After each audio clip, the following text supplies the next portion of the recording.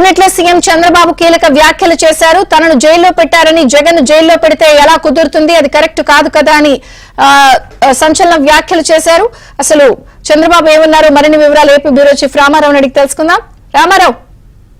విజయ చంద్రిక, ఈ రోజు కేబినెట్ సమావేశం ముఖ్యమంత్రి చంద్రబాబు అధ్యక్షతన జరిగింది. దాదాపు 3 గంటల పాటు జరిగిన ఈ సమావేశంలో చంద్రబాబు నాయుడు కేబినెట్ ఎజెండా పూర్తయిన తర్వాత మంత్రులతో విడిగా మాట్లాడారు.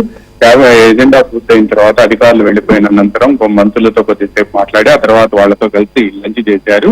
ఈ సమయంలో రాజకీయాలపై, తాజా రాజకీయ పరిణామాలపై చర్చ జరిగింది. ఈ పరిణామాల్లో ముఖ్యంగా ఇదివరకు నేరస్తులు ప్రభుత్వానికి భయపడి వెళ్లిపోయేవారని, ఇప్పుడు మనం నేరస్తులతోనే రాజకీయాలు చేయాల్సిన పరిస్థితి ఏర్పడింది అని కూడా చంద్రబాబు వ్యాఖ్యానించారు. నేరం చేసి మళ్ళా మన మీద నిందలు వేసే పరిస్థితి నెలకొంది అని కూడా ఆయన వ్యాఖ్యానించారు.